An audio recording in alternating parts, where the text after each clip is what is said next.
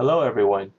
For this presentation, James, Anthony, and myself, Siuki, will delve into how the synchronized web works, how it affects us today, and how it might affect us in the future.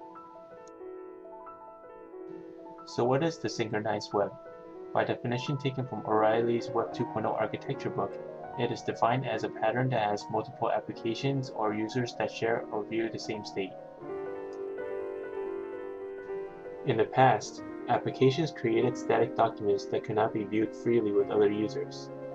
In addition, the proprietary formats at the time essentially created a barrier between the users.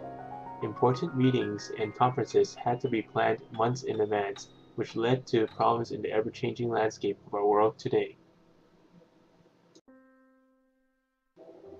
Even as the technology started maturing, the applications were often disconnected from the internet and vice versa. Users also had to go through the hassle of having individual accounts for each web service they are signed up to.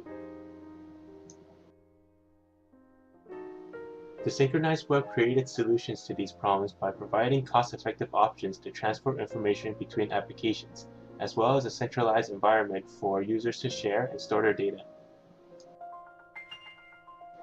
With the new synchronized web environment, applications are able to sync with each other with greater efficiency, have real-time remote interactions, create a better workflow, and, with a more standardized format, able to share information much more freely.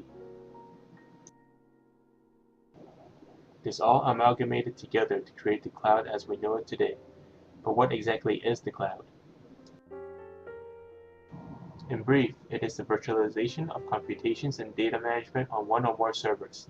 This leads to online services that can provide the same functionalities as their offline counterparts, but that can also run on different hardwares without installation. The cloud provides us with the benefits of scalability, security, efficiency, synchronization, and ease of access on multiple devices.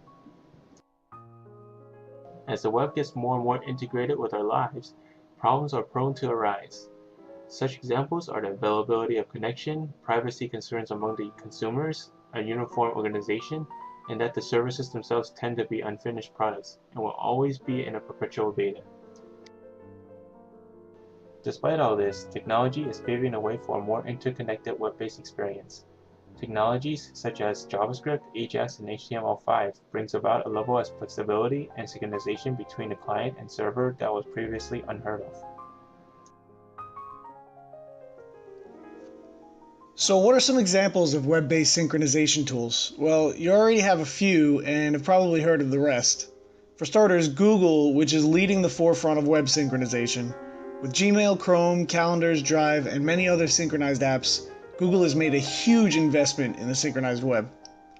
eBay and Amazon both depend on synchronized search and order history, Amazon even furthermore with its Cloud Drive and Kindle Fire.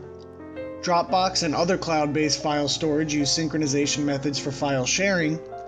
Cloud-based photo storage such as Snapfish, Shutterfly, and PhotoBucket, plus other applications such as online banking and such, will continue to use web-based synchronization deep into the future. Evernote is a very powerful web-based file cabinet system that's perfect for students, business people, and the generally unorganized. It uses a system of notebooks, tags, and note links, and it supports up to 100,000 separate notes. And essentially, the more you save, the more you benefit thanks to its web clipper, which integrates with Chrome for smart searching. Which you can see in practice here when I do a Google search for a sriracha wing recipe.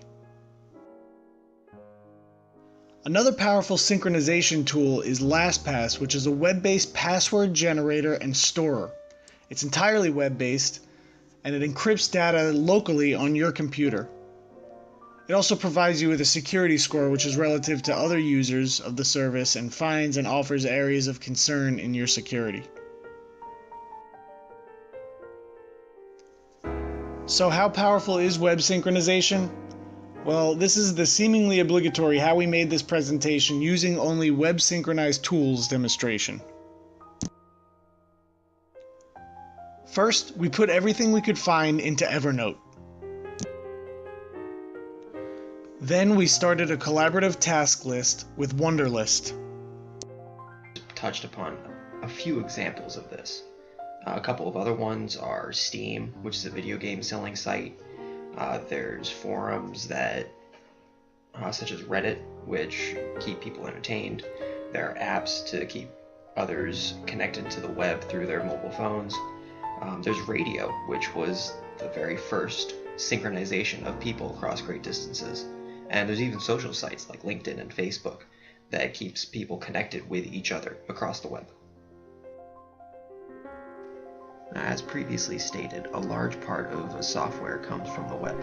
Updates, new systems, ideas, software, and people themselves keep us connected to the web and through it back to each other. The majority of that comes from the cloud, and it keeps us all synchronized, both with our devices and with each other. The future is open. Be it a bar napkin, graph paper, or an Evernote, next big thing could come from anyone, anywhere, at any time. But with this freedom and interconnectedness comes a looming danger of a future that is just too connected and not secure enough for people's own good. Facebook considers itself not as a website, but as a platform. Now, 7 million apps and websites are integrated with Facebook, and 4 billion YouTube videos are watched per day as of 2012. Platforms are what can provide this security and still be synchronized for the users in the future. And as a single entity, Facebook could provide a glance into what users want out of their programs and platforms. To see a more viable glance into the future, we can look to a company that has always been 2 steps ahead of the curve in their field for decades, Nintendo. The Wii U is a platform primarily for video games, but with the help of some unique hardware, it has been able to create its own successful community that is connecting people, keeping their information safe from prying eyes, and is unobtrusive in the user's experience. The future is wide open. Synchronization across the internet and its various devices are ever-changing. A single hardware system, program, or website could tie everything else together in a single experience that is both safe and non-invasive for its users. That is where the web is taking us, and that is where we will be taking it.